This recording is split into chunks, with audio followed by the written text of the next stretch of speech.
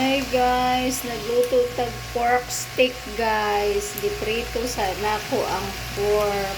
Di man ganahan akong anak nga may taba-taba ron guys. Puro unod gud ni siya guys. Ako sang giprito guys bago nako i-pork steak. Gibabad sad nila ko siya sa tuyo, kalamansi, oyster sauce, paminta, bawang para mahumot siya guys. Humot na tayo siya guys, i-prito guys.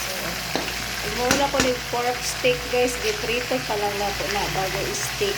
Pakita na po niya guys pag nagtimpla na po steak. Murang beef steak ba, pero pork man siya, so pork steak. Gibabad para na po gano guys, kalahating oras sa tuyo, kalamansi, paminta. Ayan guys, tapos yun. Double lagi ni guys, double trabaho ni siya guys. Kaya mo pang ibaba, dyan pag human, iprito ka ni mo, human templahan na po, igisa na po mo sa lamas ni guys. So, tanawa niya guys ha.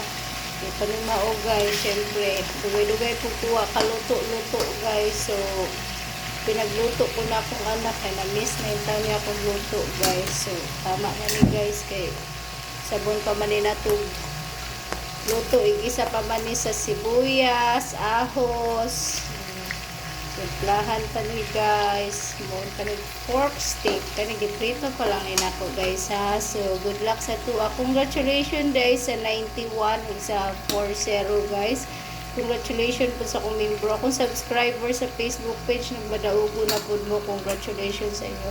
So mag pork steak sa ako guys ha, kanang giprito pa lang na nako. So timplahan na po na nako para mahimo siyang pork steak ha.